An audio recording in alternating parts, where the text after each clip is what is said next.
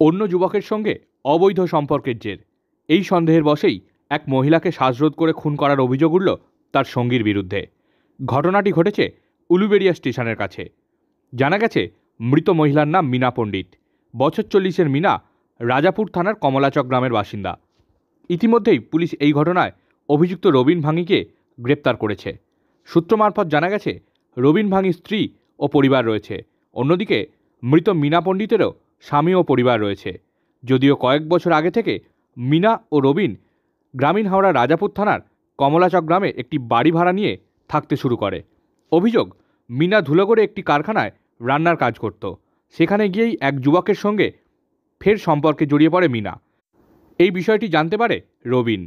এর জেরে রবিনের সঙ্গে মীনার সম্পর্কের ক্রমশ অবনতি হতে শুরু করে। এরপরই মীনাকে খুনের ছক কষে রবিন। জানা গেছে, সোমবার রাতে কাজ সেরে বাড়ি ফেরার পথে উলুবেড়িয়ার নিমদিঘিতে নামে মীনা পণ্ডিত। সেখান থেকে ঘুরতে নিয়ে যাওয়ার নাম করে মীনাকে উলুবেড়িয়া স্টেশনের কাছে নিয়ে আসে রবিন।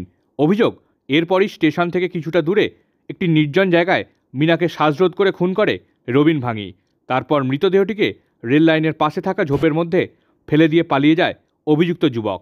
এদিকে মঙ্গলবার সকালে উলুবেড়িয়া জিআরপিতে এসে আত্মসমর্পণ করে অভিযুক্ত রবিন ভাঙি। ধৃতকে মঙ্গলবার উলুবেড়িয়া মহকুমা আদালতে তোলা হলে বিচারক 7 দিনের পুলিশ হেফাজতের নির্দেশ দেন।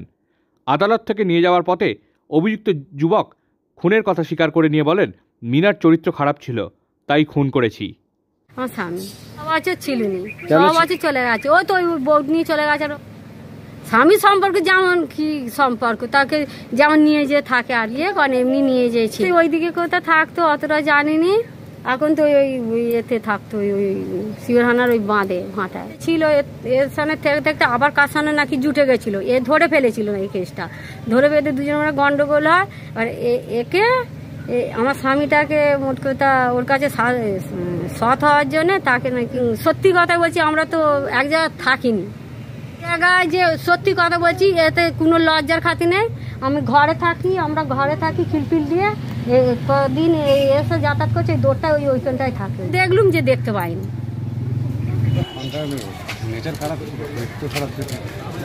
হ্যাঁ, তা কেন মারলে? কেন ওকে কি হয় মারলে? কালকে ফোন করেছিল যে আমি দুটো শুনলাম।